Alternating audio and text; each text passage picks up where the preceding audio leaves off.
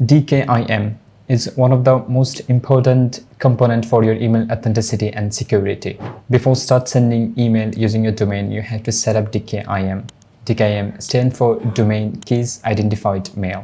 It's an email authentication method that allows an organization associate a domain with an email.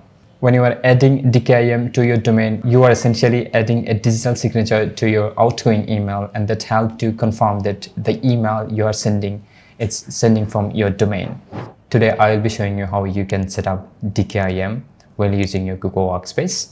So I have signed into my Google Workspace account to set up DKIM for my domain. So after signing into your Google Workspace account, click on Apps, then click on Google Workspace, another Google Workspace, click on Gmail.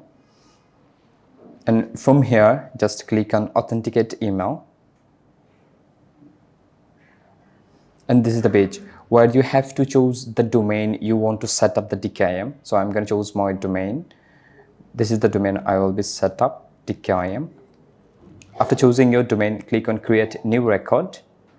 And I will suggest you to don't need to change anything and continue with the default.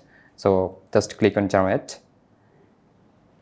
And here it is. This is the DKIM record that I have to set up in my domain DNS as a TXT record. So first, copy the DNS host name, go to your Namecheap account, find the domain, click on Manage, and here it is, click on Advanced DNS.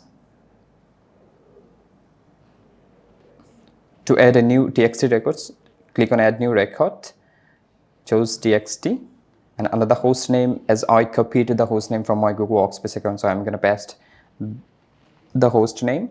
Okay, and under the value, once again, I have to go to my Google Workspace account. I have to copy the value.